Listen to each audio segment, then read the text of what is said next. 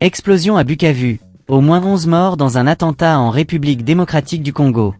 La République démocratique du Congo, RDC, est une fois de plus sous les feux des projecteurs internationaux après 2 explosions meurtrières survenues hier à Bukavu, la capitale provinciale du Sud Kivu, dans l'est du pays. Ces attentats, qui ont fait au moins 11 morts et une soixantaine de blessés, se sont produits à la fin d'un meeting politique organisé par Corneille Nangaa, coordonnateur du mouvement politico-militaire UFC 23, soutenu par le Rwanda.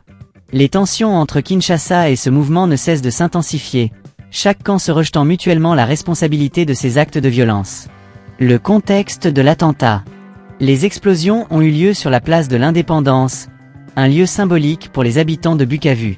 Corneille Nangaa, ancien président de la Commission électorale nationale indépendante, CENI, avait quitté les lieux seulement 3 minutes avant la première explosion. La seconde détonation a retenti 30 secondes plus tard, semant la panique parmi les participants et les passants. Les forces de sécurité ont rapidement sécurisé les lieux, mais le bilan est lourd. Des dizaines de blessés, certains grièvement atteints, ont été transportés à l'hôpital, tandis que les corps sans vie ont été acheminés à la morgue. Albert, un jeune homme présent sur les lieux, a témoigné de la scène chaotique qui a suivi les explosions. Les mains tachées de sang, il a aidé à secourir les victimes, décrivant des blessures graves, notamment des jambes cassées et des traumatismes crâniens. J'ai entendu les explosions et j'ai vu des dizaines de personnes blessées. Certains avaient les jambes cassées, d'autres des blessures à la tête. J'ai aidé à transporter les corps à la morgue et les blessés à l'hôpital, a-t-il raconté. Les accusations et les réactions politiques. Le mouvement UFC 23, dirigé par Corneille Nangaa, a immédiatement pointé du doigt le gouvernement de Kinshasa, l'accusant d'être à l'origine de ces attentats. De son côté, le président Félix Tshisekedi a condamné fermement ces actes, les qualifiant de terroristes et odieux. Dans un communiqué, il a appelé à la paix et à l'unité nationale, tout en promettant que les auteurs de ces attaques seraient traduits en justice. Cependant, les tensions politiques et militaires dans la région restent vives. Le mouvement UFC 23, soutenu par le Rwanda, est perçu par Kinshasa comme une menace à la stabilité du pays. Les relations entre la RDC et le Rwanda sont déjà tendues en raison de conflits frontaliers et de l'exploitation illégale des ressources naturelles congolaises. Ces attentats pourraient encore exacerber ces tensions. Les réactions de l'opposition et des leaders religieux. L'opposant Martin Fayulu, leader de la coalition Lamuka et candidat malheureux aux dernières élections présidentielles, a appelé à la paix et à l'unité nationale. Dans un message diffusé hier, il a exhorté les principales figures politiques congolaises, y compris celles du mouvement UFC 23, à privilégier l'intérêt supérieur de la nation. Nous ne pouvons plus nous permettre l'inaction ou la division face à l'ampleur du désastre. Il est temps d'agir pour sauver notre pays, a-t-il déclaré. Parallèlement, les leaders religieux congolais ont également pris des initiatives pour apaiser les tensions. Les responsables des églises catholiques et évangéliques de la RDC se sont rendus à Brazzaville, où ils ont rencontré le président congolais Denis Sassou Nguesso. Ils ont sollicité son implication dans la résolution de la crise entre la RDC et le Rwanda.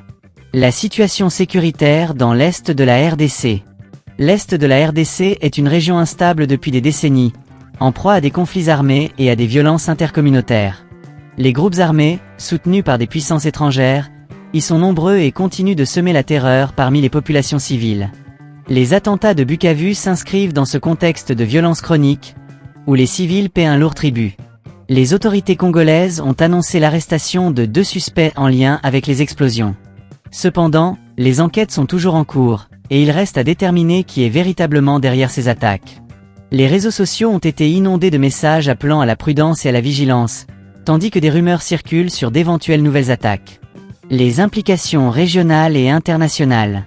Ces attentats surviennent dans un contexte régional déjà tendu. La RDC et le Rwanda entretiennent des relations conflictuelles, notamment en raison de l'exploitation illégale des minerais congolais. Le parquet de Paris a récemment classé une plainte déposée par la RDC contre des filiales du géant Apple, accusées de participer à l'exportation illégale de minerais congolais via le Rwanda. Bien que la plainte ait été classée sans suite, les avocats de la RDC ont annoncé leur intention de faire appel. Sur le plan international, la situation en RDC préoccupe également les grandes puissances. La récente réunion des ministres des Finances du G20 en Afrique du Sud s'est achevée sans déclaration commune, reflétant les divisions croissantes entre les pays membres. Les tensions diplomatiques et l'absence de consensus sur des questions clés, telles que la lutte contre le changement climatique et le protectionnisme, ont entravé les discussions. Le Ramadan et les mesures économiques en Afrique. Alors que les attentats de Bukavu dominent l'actualité, le mois sacré du Ramadan commence ce soir pour les fidèles musulmans à travers le monde. En Afrique, plusieurs pays ont annoncé des mesures pour enrayer la hausse des prix des denrées alimentaires pendant cette période. En Guinée, les autorités de transition ont plafonné les prix de plusieurs produits de première nécessité, tandis qu'aux Comores, des allègements fiscaux et des achats de groupes électrogènes ont été cependant.